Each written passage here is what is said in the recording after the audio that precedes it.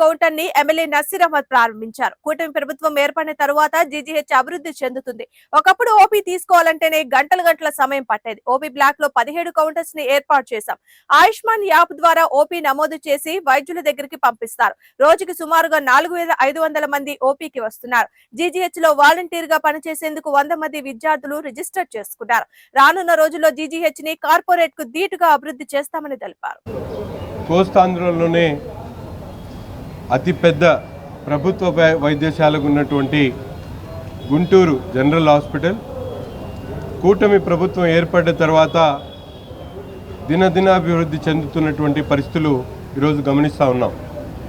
ముఖ్యంగా గతంలో OP patients సంబంధించి వచ్చినటువంటి పేషెంట్స్కి ఎక్కడ కూడా సరైనటువంటి సదుపాయాలు లేక కంప్యూటరైజేషన్ చేయలేక ఎక్కడ పడితే అక్కడ ఓపీకి ఇబ్బందులు పడేటువంటి పరిస్థితులు ఉన్నటువంటి ఒక విధానం అయితే ఈరోజు గత 6 నెలల్లో కూటమి ప్రభుత్వం ఏర్పడిన తర్వాత ప్రభుత్వ వైద్యశాలను మరింత పటిష్టం చేసేటువంటి దిశగా గౌరవ ముఖ్యమంత్రి చంద్రబాబు నాయుడు గారి ఆదేశాలతో గుంటూరు ప్రభుత్వ ఆసుపత్రిని సమిష్టి అభివృద్ధి చేసేటువంటి ప్రణాళికలు సిద్ధం చేసుకొని జనరల్ హాస్పిటల్ సూపరింటెండెంట్గా పనిచేస్తున్నటువంటి రమణ గారి ఆధ్వర్యంలో ఈరోజు కొత్తగా ఓపీ బ్లాక్లో ఇంకో 17 కౌంటర్స్ని ఏర్పాటు చేసుకోవడం జరిగింది. ప్రతిరోజు కూడా 4000 నుంచి 4500 మంది ఓపీ పేషెంట్స్ గుంటూరు ప్రభుత్వ ఆసుపత్రికి వచ్చేటువంటి పరిస్థితులు ఉన్నాయి.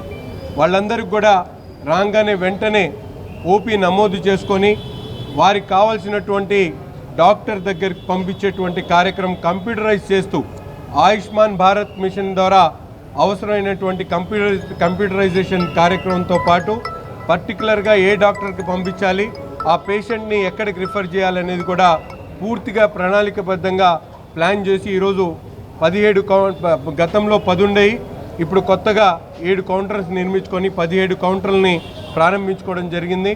అంతేకాకుండా ఇక్కడికి వచ్చేటువంటి ఓపీ పేషెంట్స్ ఎక్కడైనా ప్రమాదవశాత్తు ఏదైనా వాళ్ళకి అవసరమైతే స్ట్రక్చర్స్ కానీ మంచినీళ్ళు కానీ ఫ్యాన్లు కానీ వచ్చేటువంటి అటెండర్స్కి కూర్చోనేటువంటి అవకాశాలతో పాటు అన్నీ కూడా ఏర్పాటు చేయడం జరిగింది.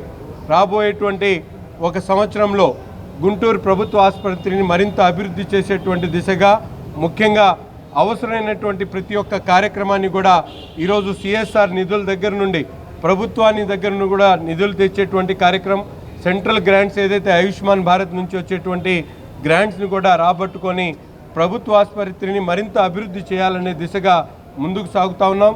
గౌరవ కేంద్ర మంత్రివర్యులు పెమ్మసాని చంద్రశేఖర్ గారి ఆధ్వర్యంలో సహకారంతో పెద్ద ఎత్తున హెచ్డిఎస్ కమిటీ సభ్యులందరూ కూడా డాక్టర్లుగా ఉండడం, వారి విశేష అనుభవాలతో వాళ్ళందరినీ కూడా ఒక ప్లాట్ఫామ్ మీద తీసుకొని వచ్చి